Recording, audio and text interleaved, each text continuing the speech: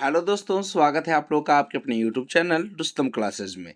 आज मैं आप लोगों के लिए इकोनॉमिक्स का क्वेश्चन लेकर के आया हूं दोस्तों, जो क्लास 10th के लिए काफ़ी इंपॉर्टेंट है। जो विद्यार्थी इस बार एग्ज़ाम देने वाले हैं उनके लिए ये वीडियो काफ़ी खास होने वाला है दोस्तों। तो आप लोग इस वीडियो में अंत तक ज़रूर बने रहें। मैं आपको उम्मीद दिलाता हूं कि इससे बाहरी प्रश्न आपको एग्ज़ाम में नहीं पूछे जाएंगे। तो चलिए दोस्तों, इस वीडियो को हम लोग स्टार्ट करते हैं।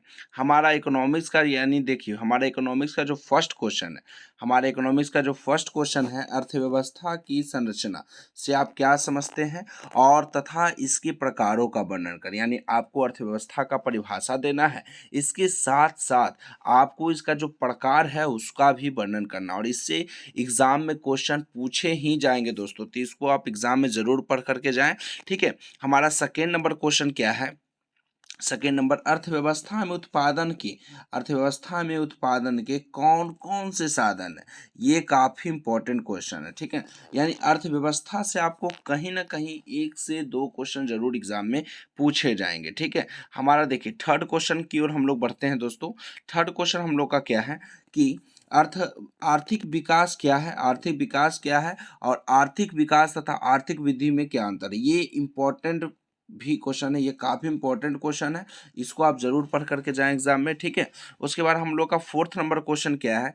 आर्थिक विकास की माप कुछ कुछ सूचकांकों के द्वारा करें। यानी आर्थिक विकास का जो माप है उसको कुछ सूचकांकों के द्वारा आपको करना है। ठीक है, उसके बाद हम लोग का 5 नंबर क्वेश्चन करते हैं। 5 नंबर क्वेश्चन जो है ना, मोस्ट इंपॉर्टेंट क्वेश्चन है, काफ़ी बार एग्जाम में पूछे गए हैं और शायद इस बार एग्जाम में भी पूछे ही जाएंगे। तो आप इसको तो जरूर कवर करके जाएं दोस्तों। बिहार के आर्थिक पिछड़ेपन का क्या कारण है? बिहार के पिछड़ेपन को दूर करने के लिए कुछ मुख्य उपाय बताएं। यानी बिहार को आप पिछड़ेपन को कैसे दूर कर सकते हैं उसका उपाय बताना है, तथा इसके साथ साथ आपको यह भी बताना है कि बिहार के पिछड़ेपन को आप कैसे दूर कर सकते हैं, यानी इसका कारण क्या है। ठीक है, ये बताना है। ठीक है, उसके बाद हम लोग का 6 नंबर क्वेश्चन क्या है दोस्तों? 6 नंबर है आर्थिक नियोजन। आर्थिक नियोजन क्या है इसके बारे में आप लोग को बताना है। आर्थिक नियोजन क्या है, ये भी 2 नंबर में क्वेश्चन पूछे जाते हैं। ठीक है, इकोनॉमिक्स में।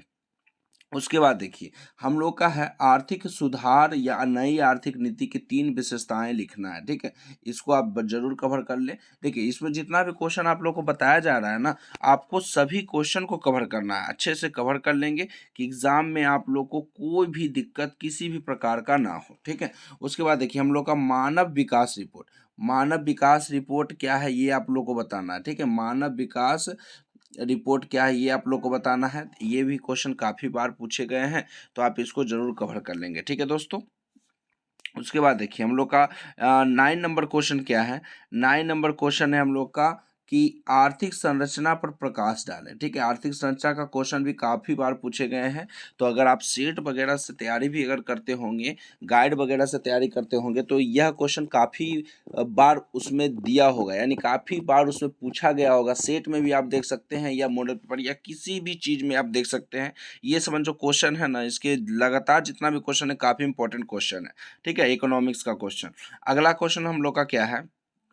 सतत विकास क्या है? ठीक है, सतत विकास, ये जितना क्वेश्चन आप लोगों को बताया जा रहा है सभी इंपॉर्टेंट है। ठीक है, सतत विकास क्या है? उसके बाद हम लोग देखते हैं आय से आप क्या समझते हैं। ये तो काफ़ी बेहतरीन क्वेश्चन है। ठीक है, आय से आप क्या समझते हैं? ठीक है, फिर उसके बाद हम लोग का अगला क्वेश्चन क्या है? 12 नंबर क्वेश्चन क्या है दोस्तों? सकल सकल या कुल, उसी को बोलते हैं सकल बोल सकते हैं, या कुल घरेलू उत्पाद से आप क्या समझते हैं। ये भी काफ़ी इंपॉर्टेंट क्वेश्चन है। ठीक है, तो मैं आपको एकदम सिर्फ क्वेश्चन प्रोवाइड करा रहा हूँ। इसके बाद जो लगातार वीडियो होगा ना, उसमें हम सभी का आंसर मैं आपको प्रोवाइड कराऊंगा। ठीक है, उसके बाद 13 नंबर में हम लोग क्या करेंगे? प्रति व्यक्ति आय क्या है। ठीक है, प्रति व्यक्ति आय क्या है इसको आप कवर कर लेंगे बढ़िया से। फिर उसके बाद प्रति व्यक्ति आय से भी काफ़ी बार क्वेश्चन पूछा गया और पूछा भी जाएगा। ठीक है, छोटा नंबर है, छोटा क्वेश्चन है, तो छोटा क्वेश्चन एग्जाम में आप लोग को दिखेंगे। भारत में सर्वप्रथम राष्ट्रीय आय की गणना कब और किनके द्वारा हुई थी? ये काफ़ी महत्वपूर्ण क्वेश्चन है, आप इसको जरूर कवर करके जाएं। फिर हम लोग का 15 नंबर क्वेश्चन क्या है दोस्तों? भारत में राष्ट्रीय आय की गणना किस संस्था के द्वारा होती है? ठीक है, भारत में राष्ट्रीय आय की गणना जो है वो बताना है आपको किस संस्था के द्वारा होती है। फिर उसके बाद हम लोग का 16 नंबर क्वेश्चन है राष्ट्रीय आय की होने वाली कठिनाइयों का आपको वर्णन करना है। ठीक है, राष्ट्रीय आय की गणना में होने वाली कठिनाइयों का आपको क्या करना है? वर्णन करना है। ठीक है, उसके बाद हम लोग 17 नंबर की ओर बढ़ते हैं दोस्तों। 17 नंबर हम लोग का क्या है देखिए, 17 नंबर है आय के गरीबी के साथ संबंध स्थापित करें। काफी इंपॉर्टेंट क्वेश्चन है ये भी। आय के साथ आपको गरीबी की आय का गरीबी के साथ संबंध स्थापित करना है, ठीक है। उसके बाद हम लोग का 80 नंबर क्वेश्चन क्या है दोस्तों, 80 नंबर है राष्ट्रीय आय की परिभाषा दें, इसकी गणना की प्रमुख विधि कौन कौन सी है। ये भी काफी इंपॉर्टेंट क्वेश्चन है, ठीक है। उसके बाद हम लोग का है अगला क्वेश्चन, प्रति व्यक्ति आय तथा राष्ट्रीय आय में क्या अंतर है, ठीक है। प्रति व्यक्ति और राष्ट्रीय आय में क्या अंतर है ये आप लोग को बताना है, ये भी इंपॉर्टेंट क्वेश्चन है। उसके बाद 20वां नंबर हम लोग का क्वेश्चन क्या है दोस्तों, वस्तु विनिमय क्या है, ठीक है। ये छोटा क्वेश्चन है, काफी इंपॉर्टेंट भी है। वस्तु विनिमय क्या है। उसके बाद हम लोग बढ़ेंगे मौद्रिक प्रणाली। मौद्रिक प्रणाली क्या है इसके बारे में आप लोग को बताना है, ठीक है दोस्तों। उसके बाद देखिए मौद्रिक प्रणाली हो गया, फिर उसके बाद देखिए मुद्रा। ये क्वेश्चन काफी बार पूछा गया है एग्जाम में, आप इसको मैं कह देता हूं कि आप इसको जरूर कवर करके जाएं। मुद्रा क्या है, ठीक है। उसके जो नीचे है दोस्तों एटीएम क्या है, क्रेडिट कार्ड क्या है। यहाँ से जितना भी क्वेश्चन है काफी इंपॉर्टेंट है। एटीएम, क्रेडिट कार्ड, ये सब क्वेश्चन को आप जरूर कवर करके जाएं। एटीएम क्या है, क्रेडिट कार्ड क्या है, बचत क्या है, ये तीनों क्वेश्चन जो है ना इंपॉर्टेंट है। एटीएम क्या है, क्रेडिट कार्ड क्या है, बचत क्या है, ये तीनों क्वेश्चन को आप देख लेंगे।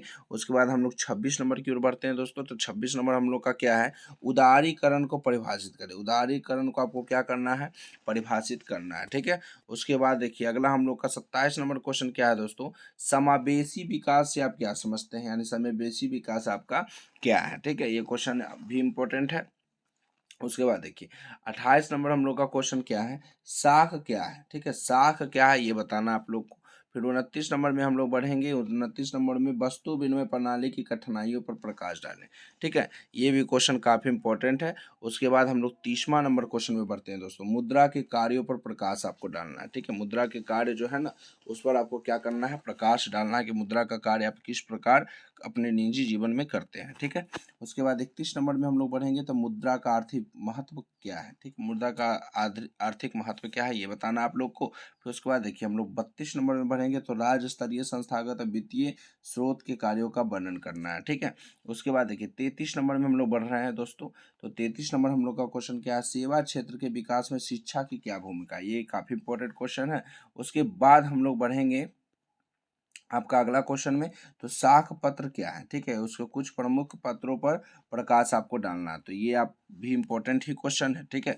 उसके बाद 35 नंबर में बढ़ेंगे तो 35 नंबर क्वेश्चन क्या है दोस्तों, राष्ट्रीय आय। राष्ट्रीय आय वित्तीय संस्थान से आप क्या समझते हैं तथा इन्हें कितने भागों में बांटा गया है, ठीक है। उसके बाद 36 नंबर में अगर बढ़ेंगे तो हम लोग का किसानों को साख अथवा ऋण की आवश्यकता क्यों होती है, ये आपको इंपॉर्टेंट क्वेश्चन है।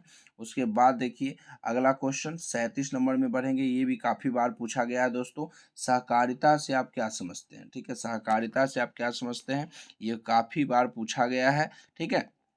इसमें सभी इंपॉर्टेंट क्वेश्चन ही लिया गया है दोस्तों। 38 नंबर में है स्वयं सहायता समूह से आप क्या समझते हैं, ये आप लोग को बताना है, ठीक है। उसके बाद 39 नंबर में हम लोग देखते हैं, ठीक है। 39 नंबर क्वेश्चन क्या है दोस्तों, भारत में सहकारिता की शुरुआत किस प्रकार हुई इसका वर्णन करना है, ठीक है।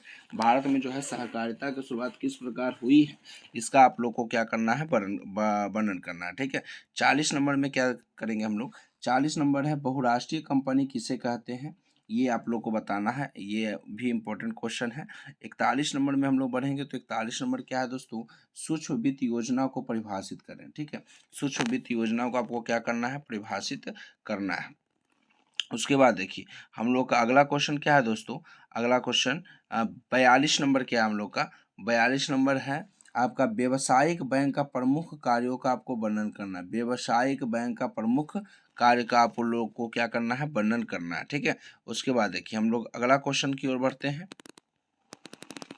अगला क्वेश्चन है 43 नंबर हम लोग का क्वेश्चन क्या है दोस्तों, सूचना प्रौद्योगिकी, ठीक है। सूचना प्रौद्योगिकी से जुड़े 5 सेवा क्षेत्र को आप लोग को बताना है। सूचना प्रौद्योगिकी से जुड़े आपको 5 सेवा क्षेत्रों को क्या करना है, बताना है। 44 नंबर देख लीजिए, तो आधारभूत संरचना किसे कहते हैं, ठीक है। आधारभूत संरचना जो है किसे कहते हैं ये आप लोग को बताना। आधारभूत संरचना किसे कहते हैं, हमारा 44 नंबर क्वेश्चन है दोस्तों। फिर उसके बाद देखिए हम लोग का अगला क्वेश्चन है रोजगार और सेवा क्षेत्र में आपका क्या संबंध है, यानी रोजगार और सेवा में आपका क्या संबंध है ये आप लोग को बताना है। 46 नंबर हम लोग का क्वेश्चन में बढ़ते हैं दोस्तों। तो 46 नंबर क्वेश्चन क्या है, आर्थिक, ठीक है। 46 नंबर है आर्थिक संरचना का क्या महत्व है, ये आप लोग को बताना है। ठीक है, उसके बाद हम लोग आगे बढ़ते हैं दोस्तों।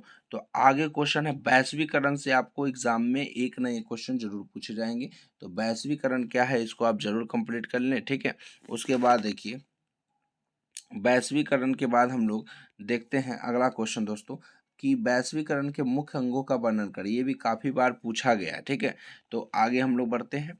वैश्वीकरण को प्रभावित करने वाले, ठीक है, वैश्वीकरण को आपको क्या करना है दोस्तों, प्रभावित करने वाले आपको देखना है। ठीक है, वैश्वीकरण को प्रभावित करने वाले कारकों का वर्णन करना है। ये भी क्वेश्चन जो है काफ़ी इंपॉर्टेंट क्वेश्चन है। ठीक है, उसके बाद हम लोग का जो अगला क्वेश्चन है दोस्तों, वैश्वीकरण का बिहार पर पड़े। ये देखिए कोई ना कोई क्वेश्चन आपको जरूर पूछे जाएंगे। तो वैश्वीकरण का बिहार पर पड़े प्रभाव को आपको क्या करना है, वर्णन करना है। ठीक है, उसके बाद हम लोग बढ़ेंगे।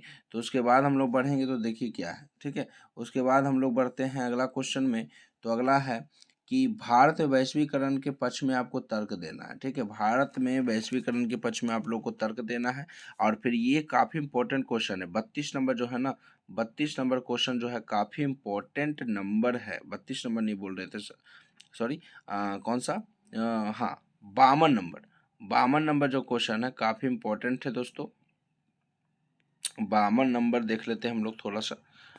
52 नंबर जो है आपका मंदी का असर भारत में क्या पड़ा, इसको आप लोग को बताना है। ठीक है, उसके बाद देखिए 53 नंबर में हम लोग बढ़ेंगे। तो 53 नंबर क्वेश्चन क्या है दोस्तों, उपभोक्ता जागरण हेतु तो विभिन्न नारों को लिखें। ये आपको नारा लिखना है, जो जागो ग्राहक जागो, मगर ये सब जो है ना क्वेश्चन आप कर लेंगे। ठीक है, हम क्या आपको फिर उसके बाद हम प्रोवाइड कराएंगे ही, तो हम इसका भी कुछ बता नहीं रहे हैं आप लोग को।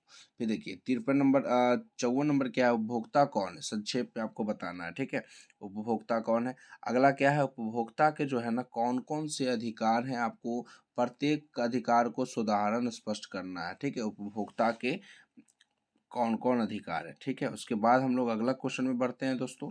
अगला क्वेश्चन है हम लोग का उपभोक्ता संरक्षण अधिनियम 1986 की महत्वपूर्ण विशेषताओं को उल्लेख करें। ठीक है, उसके बाद 57 नंबर क्वेश्चन हम लोग का क्या है, 57 नंबर में 57 नंबर बढ़ते हैं हम लोग का है मानवाधिकार अधिकार को मानवाधिकार अधिकार के महत्व पर आपको लिखना है। ठीक है, उसके बाद देखिए 58 नंबर क्वेश्चन हम लोग का लास्ट क्वेश्चन है। ठीक है, इसमें आप लोग को आपको इसका फुल फॉर्म लिखना है। फुल फॉर्म यानी इसको संक्षिप्त रूप में लिखना है। इससे एक ना एक क्वेश्चन आपको एग्जाम में दिखेगा ही दिखेगा। ठीक है, जैसे आरबीआई क्या है, रिजर्व बैंक ऑफ इंडिया, इस प्रकार से लिखना है। ठीक है, जीडीपी ग्रॉस डोमेस्टिक प्रोडक्ट हो गया, नरेगा हो गया, national rural employment guarantee act हो गया, एनएसएसओ हो गया, नेशनल सैंपल सर्वे ऑर्गेनाइजेशन, ऐसे करके आपको लिख देना है। ठीक है, और जीएनपी ग्रॉस नेशनल प्रोडक्ट मतलब आप समझ गए। ठीक है, PCI per capita income, NI national income, NCERT होगा national council educated research training, NNP net national product, ATM automatic teller machine, CSO sample survey organisation का आपको मतलब इस वन का फुल आप फुल फॉर्म क्या कर लेंगे, कंप्लीट कर लेंगे। और इससे कहीं ना कहीं एग्जाम में आप लोग को एक न एक फुल फॉर्म देगा ही देगा। ठीक है, तो उम्मीद है दोस्तों कि आप लोग को यह वीडियो अच्छा लगा हो। इसके जो है अगला वीडियो हम लोग अगले सब्जेक्ट का डालेंगे। तो आप लोग हमको उम्मीद है कि आप तैयारी कर ही रहे होंगे, अच्छे से तैयारी कर रहे होंगे। काफ़ी समय कम है दोस्तों, तो इसलिए तैयारी में आप एकजुट जरूर हो जाइए। ठीक है, तैयारी आप करते रहिए और तैयारी ही आप लोग को बताएगा, ठीक है, कि आप कितना तैयारी किए हैं। ठीक है, तैयारी ही आप लोग को बताएगा कि आप कितना तैयारी किए हैं और नंबर आप लोग को बताएगा। ठीक है, तो जितना आप तैयारी कर सकते हैं 1-2 महीना एकदम कस कर के पढ़िए दोस्तों, एकदम कमर कस के पढ़िए। ठीक है ना, 1-2 महीना पढ़िए कस के। और जितना क्वेश्चन मैं आप लोग को प्रोवाइड कराता जा रहा हूँ ना, इसको जरूर कंप्लीट करिए। ठीक है, ये क्वेश्चन आपको एग्जाम में एकदम दिखेगा ही दिखेगा। तो ये हम लोगों का क्वेश्चन, ये जो है ना हम कोचिंग चलाते हैं ना, तो वहाँ का ये गेसिंग क्वेश्चन है। ठीक है, तो वहाँ का गेसिंग क्वेश्चन है। तो सब ऑफलाइन बच्चा तो पढ़ ही रहा है, बट ऑनलाइन के माध्यम से भी हम अगर जुड़े हुए हैं तो आप लोग को क्यों ना कहीं हेल्पफुल वीडियो डालते रहें। तो इसके बाद मैं इसका आंसर आप लोग को डालूंगा दोस्तों। ठीक है, प्रोवाइड कराता रहूँगा। तो अगर आप लोग अभी तक मेरे चैनल को सब्सक्राइब नहीं किया तो ज़रूर सब्सक्राइब कर लें। ठीक है, आज के लिए बस इतना है दोस्तों, धन्यवाद।